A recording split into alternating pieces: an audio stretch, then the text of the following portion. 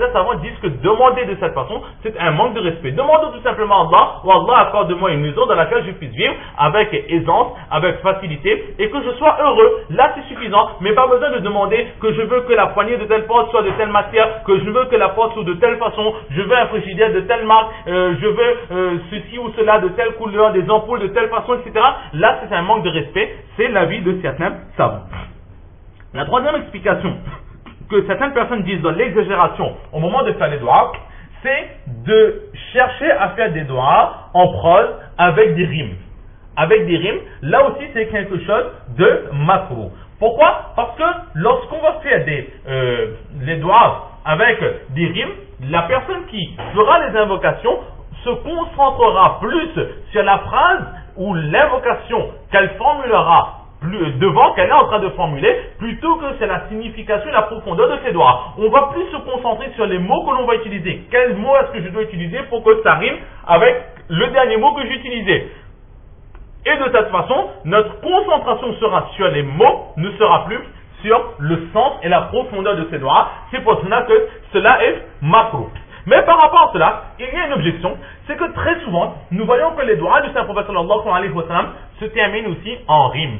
Et les doigts du Saint-Prophète sallallahu alayhi wa sallam sont très très beaux. Par exemple, un doigt très connu, Allahumma hdina fi man hadayt, wa afina fi man afayt, wa tawallana fi man tawallayt, wa barik lana fi ma a'tayt. Là, nous voyons que chaque fin de mot se termine par les lettres yé et t. Là aussi, c'est une rime. Mais pourquoi est-ce que le prophète sallallahu alayhi wa sallam faisait ainsi et nous n'avons pas le droit? La réponse est très simple. C'est que le prophète sallallahu alayhi wa sallam, dans tous les doigts qu'il a fait, dans lesquels il y a des proses, il y a des rimes, là ce ne sont pas des rimes qui ont été faites volontairement par le prophète sallallahu alayhi wa sallam. Mais le prophète d'Allah, il avait une telle éloquence que même dans sa façon de parler, de son naturel même, il avait de temps en temps, sans qu'il s'en rende compte, l'habitude de faire des rimes dans ces mots. Et même très souvent dans certains hadiths, nous allons voir que si on regarde bien, il y a des petites rimes ou bien il y a des tournures de phrases qui sont très très belles. Et là c'est naturel, ce n'est pas de la part du prophète d'Allah une exagération. Il ne va pas aller chercher des mots pour faire cela, mais cela vient naturellement chez lui. Donc lorsque c'est naturel, il n'y a pas de problème, mais volontairement aller chercher des rimes dans les doigts, là ce sera makruh. Et enfin un dernier avis, c'est que l'exagération dans les doigts, c'est de faire des doigts que le prophète sallallahu alayhi wa sallam lui-même, il n'a pas fait. Là, ce sont 4 explications que l'on donne au sujet de ce thème, faire des exagérations lorsque l'on fait les doigts avec Allah subhanahu wa ta'ala.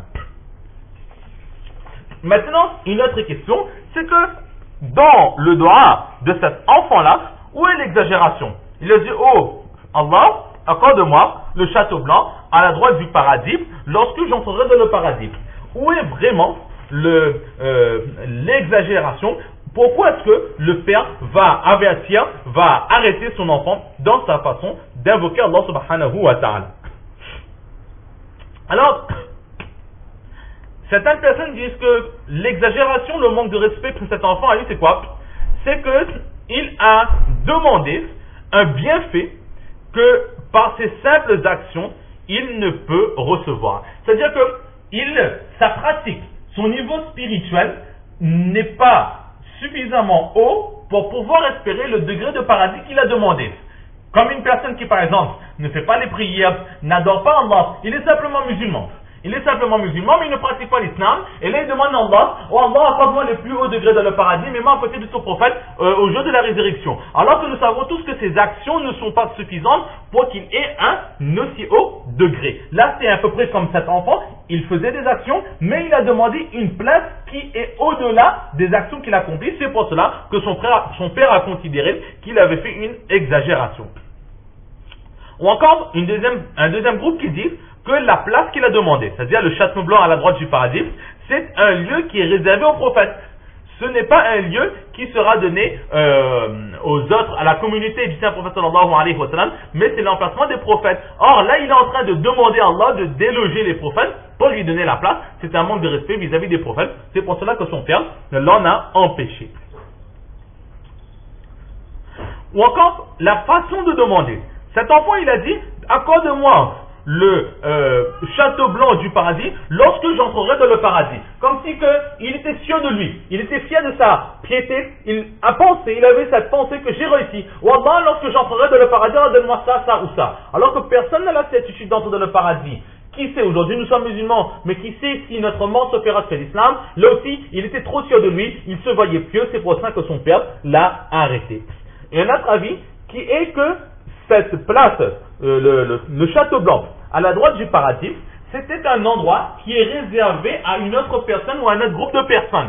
Et là, il a demandé de déloger cette personne pour lui donner. C'est un manque de respect vis-à-vis de la personne qui devait mériter ce bienfait. C'est pour cela que son père l'en a empêché. Mais Hazrat Maulana Zakaria rahmatullah alayh, dans son explication, il dit que en réalité, son opinion, l'opinion de Hazrat Maulana Zakaria rahmatullah alayh, c'est que cet enfant n'a pas encore commis d'exagération dans son doigt. Jusqu'à présent, son doigt n'a rien de mauvais. Tout ce que l'on a dit jusqu'à présent, ce sont des suppositions. On pourrait dire peut-être que c'est à cause de cela. Mais dans la réalité, apparemment, il n'y a rien de mauvais dans son doigt. Mais le père, il a remarqué que l'enfant, il commençait à entrer dans une telle profondeur dans ses doigts. Et il a commencé à entrer, à avoir une telle situation, à commencer à ne plus vraiment réaliser ce qu'il faisait. Il se laissait emporter par la volonté de son cœur et l'amour qu'il avait pour Allah faisait que sa langue commençait à se délier. Et il commençait à demander de telles choses que son père a eu peur que dans son doigt, il demande quelque chose qui ne soit pas propice. Il invoque Allah en des termes qui ne sont pas corrects. Il parle avec Allah sur un ton malveillant ou un ton avec un certain manque de respect. C'est pour cela que son père, il a tout de suite voulu l'arrêter, que dit, oh mon fils, tu fais des doigts, c'est bien, mais lorsque tu fais des doigts, essaie de garder ton esprit. Ne demande pas en oubliant tout ce qu'il y a. N'oublie pas que devant toi il y a Allah, garde un minimum de respect, essaie de garder un contrôle sur toi. C'est pour cela que son père l'en a empêché et lui a mis en garde, l'a mis en garde. Là, c'est l'explication de Hazrat Maulana Zakaria, rahmatullah alayh. Maintenant, un dernier point, c'est ce que Hazrat Maulana Muhammad Asadullah, rahmatullah alayh, qui enseignait à ses élèves. Il dit que le gaspillage dans de l'eau, c'est quelque chose qui a été interdit en islam. Maintenant, si l'eau que l'on utilise, c'est une eau qui nous appartient, à notre maison, l'eau nous appartient, et dans cette eau, nous sommes en train de faire du gaspillage. Alors là, ce sera makrou, quelque chose qui sera proche de l'interdit, un makrou tahrim, c'est-à-dire que c'est interdit, mais dans l'interdiction, les risques de péché que nous pouvons avoir, ils sont assez élevés, mais ce n'est pas l'interdiction la plus haute. Ce ne seront pas les péchés les plus importants que nous aurons en gaspillant l'eau qui nous appartient. Mais d'un autre côté, si nous utilisons de l'eau qui ne nous appartient pas, principalement de l'eau de waqaf. L'eau de waqaf, le waqf, c'est un bien que nous avons donné à Allah subhanahu wa ta'ala. Par exemple, l'eau des médersas, des institutions islamiques, l'eau des mosquées, ou encore une personne qui donne de l'eau, par exemple, qui fait construire un puits pour des personnes, une localité là où il n'y a pas de puits, dans des pays pauvres, par exemple, il faut construire un puits, et il donne ce puits au groupe de pauvres qui habitent à cet endroit. Ce sera ce qu'on appelle de l'eau de waqf, de l'eau qui aura été donnée à Allah, et Allah le retransmet à d'autres personnes. C'est ce qu'on appelle le waqf.